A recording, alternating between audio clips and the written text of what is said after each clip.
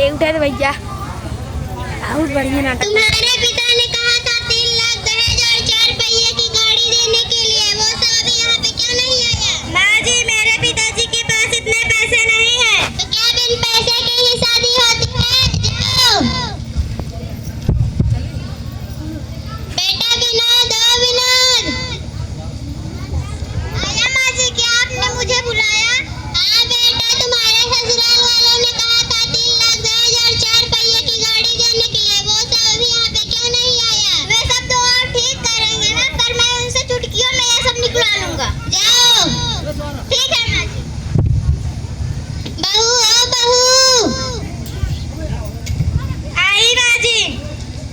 तुम्हारे पिताजी ने कहा था दहेज देने के लिए, वो सब अभी यहाँ पे क्यों नहीं आया? माँ जी, मेरे पिताजी के पास इतने पैसे नहीं हैं। बेटा विनोद, ओ विनोद, आया माँ जी, क्या बात है? बेटा ये जो तेरी पत्नी है ना, ये मुझसे कैंची की तरह जबान चलाती है। इसकी ये मजाल, तुम मेरी माँ से कैंची की तरह जबान लड़ाती हो। प्लीज मुझे मत निकालिए, मैं कहाँ जाऊंगी? मुझसे ऐसा मतलब नहीं बेटा, लातों के भूत में बातों से नहीं प्लीज मुझे मानते। मत निकालिए, मैं कहाँ जाऊंगी? चाहे जाओ, तुम्हारी कोई जरूरत नहीं।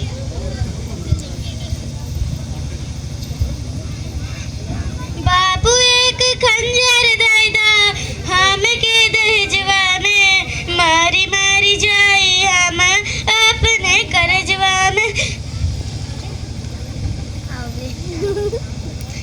अरे बेटी, तुम अकेली आई हो, दामाद जी नहीं आए और तुम रो क्यों रही हो? पिताजी, उन्होंने दहेज ना देने के कारण मुझे घर से निकाल दिया। बिना दहेज के वो मुझे घर में घुसने नहीं देंगे। क्या वो ऐसा कैसे कर सकते हैं? शादी में उन्होंने साथ निभाने का वचन दिया था, और ये भी तो तेरा घर है, मैं ये घर बेच दूंगा। नहीं पिताजी, आपको ये घर बेचने की कोई जरूरत नहीं है, मुझे उस घर में वापस जाना है। ठीक है बेटी, अभी तो तेरा घर है, हम दोनों साथ मिलकर रहेंगे। जनती तू जारल जाइबू आग के दहेज में, जनती तू जारल जाइबू आग के दहेज में, पाप नहीं करता है बेटी ससुर में भेज के, पाप नहीं करता है बेटी ससुर में भेज के, सहल हो सुनल हो लोगवन के बतिया, सहल हो सुनल हो लोगवन के बतिया, कट हो मोरे बेटी के तनी विपतिया, कट हो मोरे बेटी के तनी विपतिया, हमारी गरीबिया को कोई नहीं जानेला, हमारी गरीबिया को कोई नहीं जानेला, बेटी से बहुवन के कोई नहीं मानेला, बेटी से बहुवन के कोई नहीं मानेला, देशवाला भाई गए, देशवाला भाई गए, धन दहेज के, पाप नहीं करता है बेटी ससुर में भेज के, पाप नहीं करता है बेटी ससुर में भेज के। मत रोवा बेटी, मत रोवा, ये भी तो तोहरे घर है, हमें समस्या के हल जरूर से जरूर निकालब। बेटा, ओ बेटा, आया माँ जी।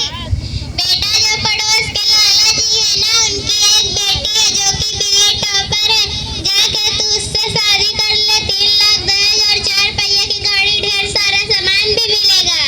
इतना सब कुछ मिलेगा, मैं वो शादी उसी से जरूर करूंगा। जा बेटा, मेरे लिए नई बहू लेके आ। ठीक है माँ। दहेज की लालच में चाहे जहां तक व्यक्ति पहुंच जाए, यही इन बच्चों का संदेश है इस नाटक के माध्यम से। माँ, ओ माँ, देखो मैं आपकी नई बहू लेके आ गया। आई बेटा, आरती की थाली लेकर। लेकिन परिणाम क्या होगा ये आगे आगे देखिए।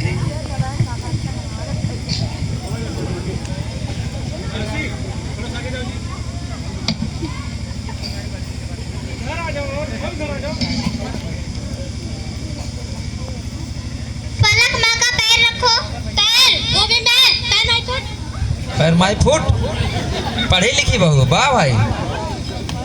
कोई बात नहीं बेटा, अभी बहू नहीं है, रहते रहते सीख जाएगी। ठीक है माँ। अब पता लगे सीख ले। माँ जी, ओ माँ जी, आई बेटा। माँ जी मुझे प्यास लगी है, मेरे लिए कोल्ड ड्रिंक ला के दे दीजिए ना। बेटा ये कोल्ड ड्रिंक क्या होती है? कोल्ड ड्रिंक नहीं माँ जी, कोल्ड ड्रिंक। वही कोल्ड ड्रिंक क्या होती है? वही जो मेरे डैडी ने फ्रीज दी उसमें रखी हुई है, ला के दे दीजिए। ठीक है, लो बेटा। जाइए। ठीक है। माँ जी, ओ माँ जी, आई बेटा। माँ जी देखिए मेरा कमरा कितना गंदा है, इसमें झाड़ू लगा दीजिए ना प्लीज। ये सब तो तेरा काम है, मैं इसे क्यों करूँ?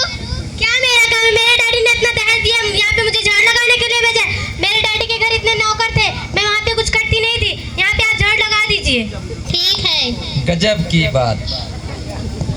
दहेज लेने पे क्या क्या करने पड़ेंगे बप्पा रे, ये तो बड़े कष्ट की बात है। सासू झाड़ू लगाए, बहू मौज उड़ाए, गजब।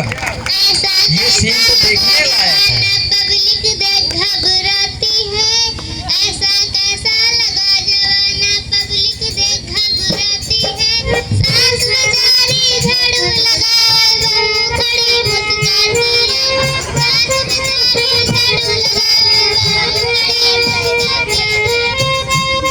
सास बेचारी झाड़ू लगाए, बहू खड़ी मुस्कुराती है। सास बेचारी झाड़ू लगावे, बहू खड़े मुस्काती है। गजब जमाना आ गया भैया।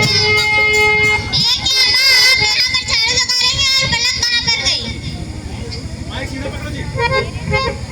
बेटा पलक बगीचे में टहलने गई है। पलक वो पलक।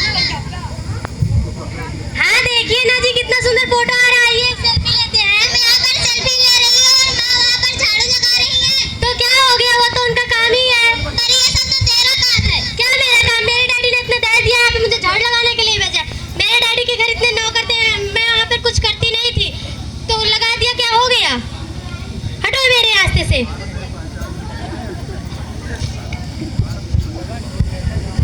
पति भी बेचारा हो गया, बेचारा। अगर दहेज लिया है तो बेचारा हो ही जाएगा ना। मैं हूँ बहुआ नई नवेली, मैं हूँ बहुआ नई नवेली, सबको सबक सिखा दूंगी। मैं हूँ बहुआ नई नवेली, सबको सबक सिखा दूंगी। सास जो करेगी 3, 5, 100 नंबर बुलवा दूंगी। मैं हूँ बहुआ नई नवेली।